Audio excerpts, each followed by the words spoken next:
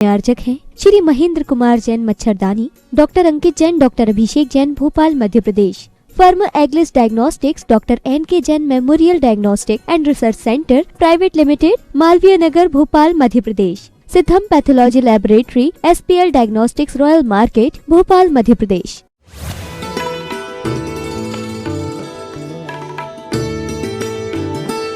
ऐसा कभी आपने टटोल के पैर रखा? हम तो महाराज उठाई गाड़ी और कब पहुंच जाते हैं मंदिर, कब अस्पताल पहुंच जाते पता नहीं चला। उस हाथी ने तो एक एक कदम रखने के पहले उस जमीन को टटोल लिया कि हाँ मेरे वजन को सहन करने योग्य है कि नहीं। ऐसे कभी कसाय करते हुए अपने आप को टटोल लिया कि मैं इस कसाय को झेलकर नरकों के दुख भोग पाऊंगा कि नहीं। कभी अपने आप को भी टटोलो कि मैं इतना गुस्सा, इतनी मान, इतनी माया, इतनी सब कसायों को प्राप्त कर रहा हूं, पापों को प्राप्त कर रहा हूं, इसका फल मैं नरकों में भोग पाऊंगा कि नहीं। नहीं जाओगे ना नरक? बोलो ना, नहीं जाओगे ना नरक? पापों का त्याग कर दिया ना? मायाचारी करते नहीं है ना? लोभ तो पता ही नहीं है, इन सब का फल क्या नरक नहीं है? फिर सोचो, विचार करो, अपने आप को टटोल कर देख लो, मेरे भाव कहाँ जा रहे हैं, मेरे भाव कहाँ जा रहे हैं। एक मिनट कोई विपरीत निमित्त मिलता है, हम आग बबूले हो जाते हैं, नीचे से ऊपर, ऊपर से नीचे, कब कहाँ पहुंच जाए कोई ठिकाना नहीं, कोई ठिकाना नहीं, कोई ठिकाना नहीं। सबसे पहले धर्मात्मा बनने के लिए उपशम भाव धारण करो। सबसे पहले उपशम भाव धारण करो। कोई लाख सुना के भी चला जाए, पर दोनों कानों का प्रयोग, गोधा जी कल बता रहे थे ना, सुबह 1 घंटे यहाँ प्रवचन होते, शाम को आधा घंटे ऊपर वैयावृत्ति में चलते रहते, बहुत सारों के चलते। सोचना, विचार करना कि हम अपने इन मिले हुए साधनों का कैसा प्रयोग कर रहे हैं। दुर्लभता से पंचेंद्रिय पर्याय मिली, दुर्लभता से मन मिला, संगी बने। उस हाथी संगी अवस्था में वो तो एक एक कदम रख, फूंक फूंक के, सोच सोच के रख रहा है। ऐसा कभी हम सोच सोच के सोचते हैं? सोच सोच के कदम रखते हैं? ना करने में विवेक है, ना सोचने में विवेक है, ना बोलने में विवेक है। कितना विवेक है? उठाई जीभ और शुरू हो गए, दे बातें, 1 घंटा क्लेश, 2 घंटा क्लेश, 3 घंटा क्लेश। पता नहीं, मैं तो लोगों की बातें सुन सुन के मेरे कान और मेरा गला दर्द करता है। ये कितनी बातें करते हैं 24 घंटे, मतलब कभी 10 मिनट का कोई मौन ही नहीं, फुर्सत ही नहीं। शुरू हो गए। टेप रिकॉर्डर भी बेचारा वो चल चल के गर्म होके बंद होता होगा, पर आदमी रुकता ही नहीं। ये असंयम है माताओं, ये असंयम है। मैं संयम तक ले जाने के लिए कह रहा हूं। भीतर कहीं राग बैठा है, इसलिए बातें करने की इच्छा होती है। व्रती बनने के पहले अपने भावों को संभालने का प्रयास करो, फिर जाके व्रती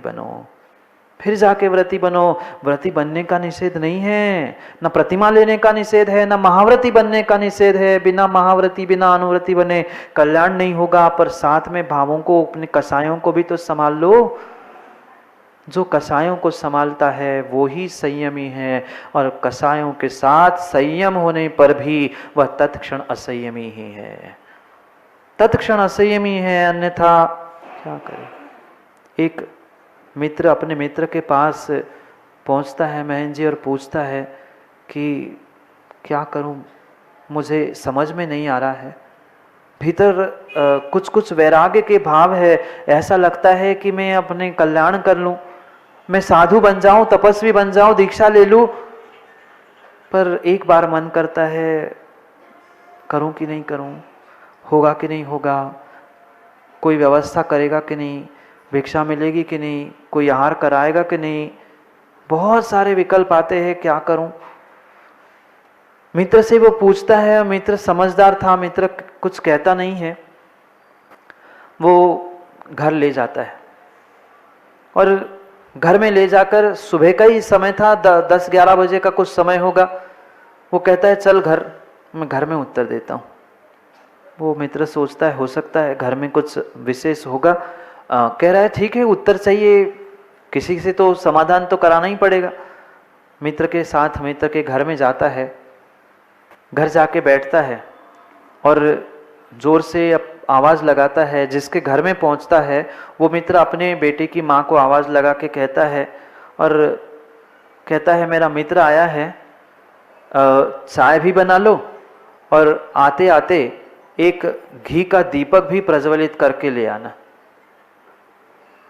वो मित्र चक्कर में पड़ गया, दिन है, उजाला है, आज कोई ऐसा काम नहीं, ये दीपक क्यों बुला रहा है, अब वो भी प्रज्वलित करके जला के, कुछ समझ में नहीं आया। फिर भी वो सोचता है होगा कुछ भाई, अब इनकी परंपरा हो चाय के साथ आरती भी कराते हो, कोई चाय के साथ बिस्किट खिलाता है, ये आरती करा रहा हो। वो तो शांत हो गया कि पता नहीं क्या होने वाला है।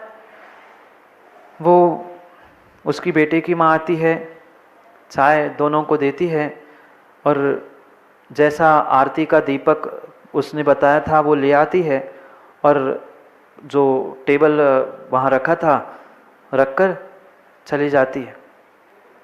विचार में पड़ता है कि ये आरती क्यों बुलाई थी। पूरी चाय पीते पीते आप भी सोचो ना, किसी के घर जाओ और कोई कहे कि नहीं सामने आरती रखो तब चाय पिए, तो वो बात तो उसे हजम नहीं हुई। पर अब उसी के घर में जाके कैसे पूछे तुमने आरती क्यों बुलाई, दीपक क्यों बुलाया।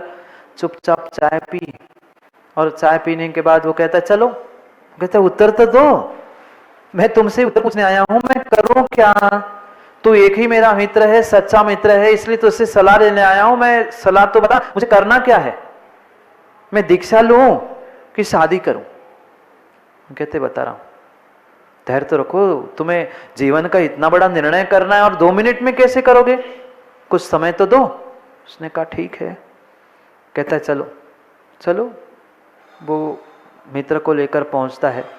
एक सुंदर पहाड़ी थी, उस पहाड़ी के पास पहुंचता है। बहुत ऊंची नहीं थी, छोटी सी पहाड़ी थी। नीचे से आवाज़ लगाओ तो ऊपर के मंदिर तक आवाज़ पहुंच जाए, इतनी ही दूरी थी, बहुत दूर नहीं थी।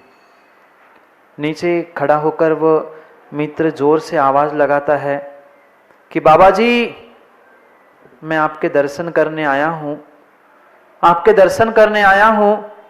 वो बाबा जी भी सोच रहे थे आया है तो आ जा भाई, मुझे क्यों बता रहा है। वो नीचे से फिर से आवाज़ लगाता है कि बाबा जी कृपा कर लो, मेरे मित्र को पहाड़ और ये पहाड़ी चढ़ने में तकलीफ होती है। वो भी सोच में पड़ गया, मुझे तो कुछ होता ही नहीं, ये क्या बोल रहा है। पर अब उसके साथ गए थे तो वो शांत रहता है कि भैया ठीक है, देखो क्या हो रहा है, देखते जाओ। वो बाबा जी से कहता है बाबा जी प्लीज कृपा करें, आप इतने महान महात्मा हो, साधु हो, आप सब पे दया करते हो, करुणा करते हो, कृपा करें मैं आपके दर्शन करना चाहता हूं, आप थोड़ा सा बाहर आने का कष्ट करें।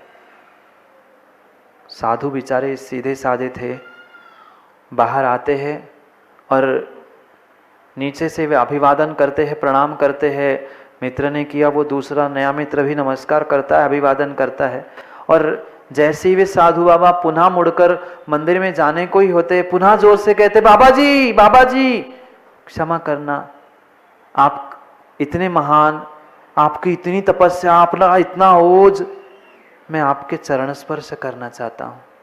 दूर से आपकी वंदना करके मेरा पेट नहीं भरा, मेरी इच्छा पूरी नहीं हुई, मेरा मित्र ऊपर नहीं चढ़ सकता, मैं अकेला नहीं आ पाऊंगा, आप कृपा करें, मैं आपके चरण स्पर्श करना चाहता हूँ, आप उतर के नीचे आ जाए। बेचारे वे तपस्वी साधु सीधे साधे थे, उन्होंने सोचा ठीक है 25-50 सीढ़ियाँ ही उतरनी है, मेरे निमित्त से किसी का अगर मार्ग प्रशस्त हो रहा है, मेरे कारण से किसी का अच्छा हो रहा है तो क्या हरकत है, क्या दिक्कत है। दिन भर मैं ध्यान साधना में लगा ही रहता हूँ, अभी समय है। वह बर दोपहरिया में 11-12 ही बज रहे होंगे, उतनी दोपहरिया में ऊपर से नीचे आते हैं। चरण स्पर्श दोनों ने कर लिए, साधु जी ऊपर पहुंच गए। पुनः जैसे ऊपर पहुंचे, वह मंदिर में पहुंच ही रहे थे, पुनः कहता है भगवान क्षमा कर दो, मैं तो एक प्रश्न पूछना ही भूल गया, मैं कुछ पूछने आया था आपसे, मैं तो भूल गया, कृपा करे फिर से एक बार, कृपा करे फिर से एक बार नीचे आ जाइए।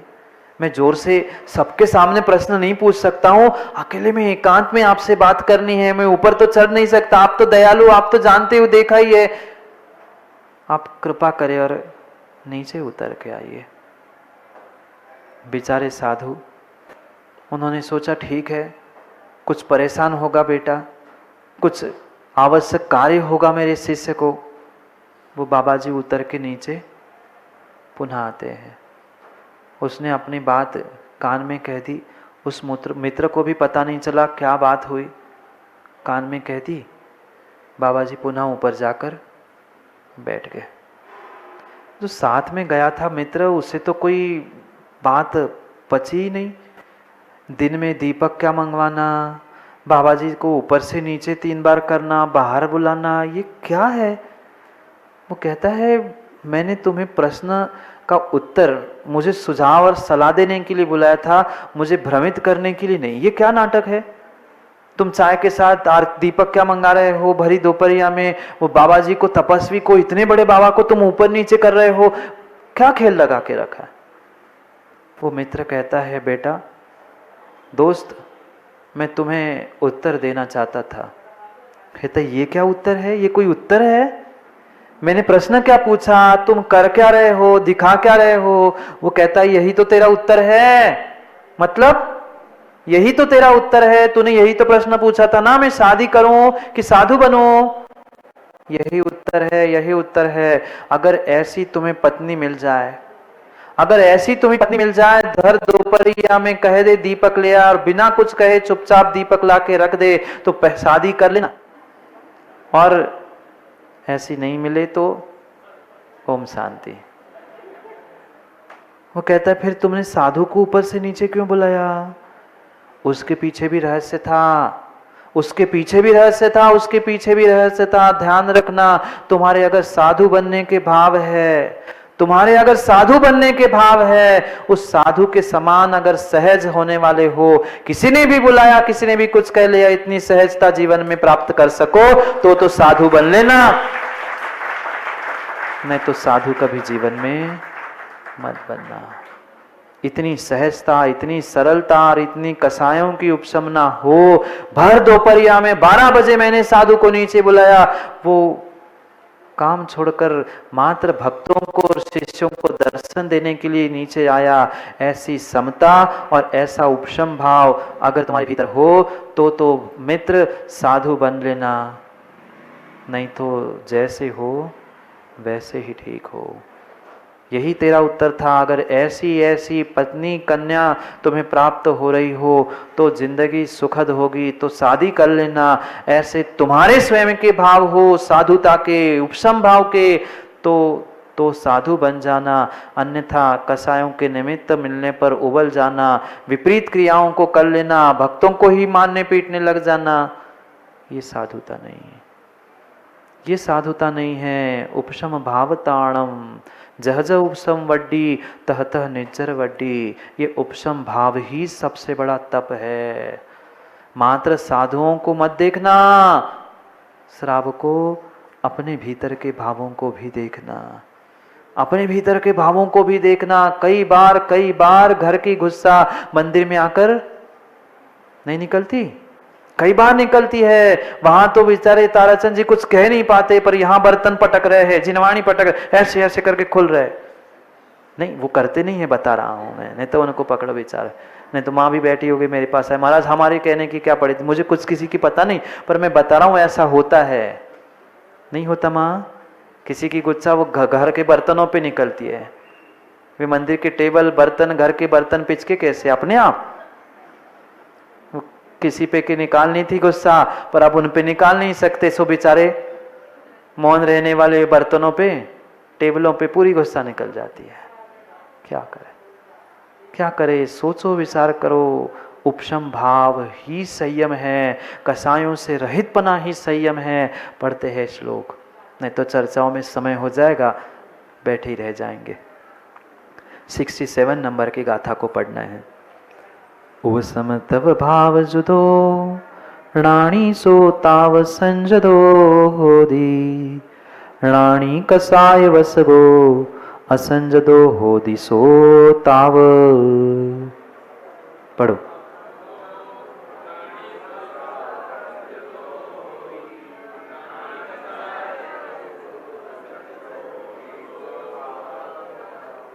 उपशम तब भाव जुदो। उपशम और तप भावना से युक्त होते हुए या उपशम रूपी तप भावना से युक्त होते हुए रानी सो ताव संजदो होगी। ऐसा ज्ञानी ही, कौन ज्ञानी? कौन ज्ञानी? अशोक जी ठेकेदार, मात्र कागजों पे कोरे तत्वों का निर्णय करने वाला, उस ज्ञानी की बात नहीं कर रहे।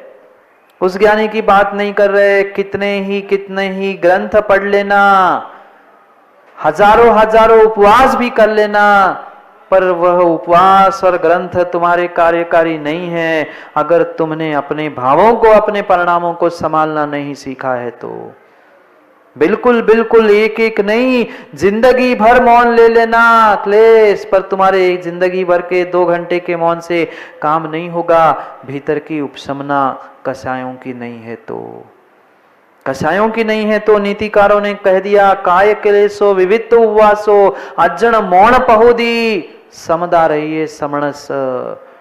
समता से रहित अगर श्रवण है तो वह श्रवण है ही नहीं।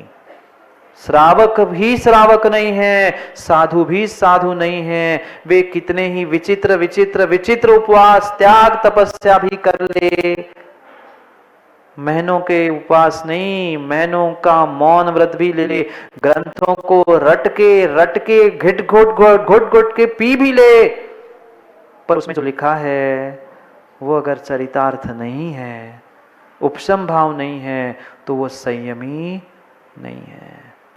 वह संयमी नहीं है। वही संयमी है जो उपशम तप को तपता है। बाकी तप एक किनारे है, बाकी तप एक किनारे है, और तप के साथ तुम्हारा उपशम भाव, तुम्हारी समता एक किनारे है।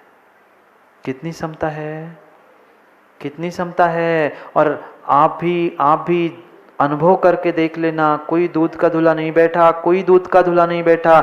जिस दिन एकासन उपवास होता है ना, उस दिन अनुभव करके देख लेना। बाकी दिनों में जितनी चिड़चिड़ नहीं होती उतनी ज्यादा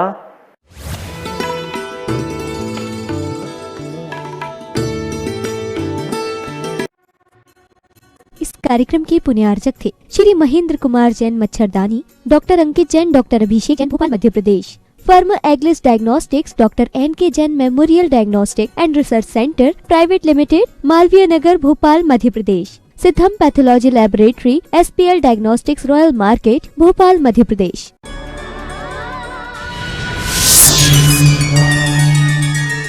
रमोकार मंत्र एक ऐसा महामंत्र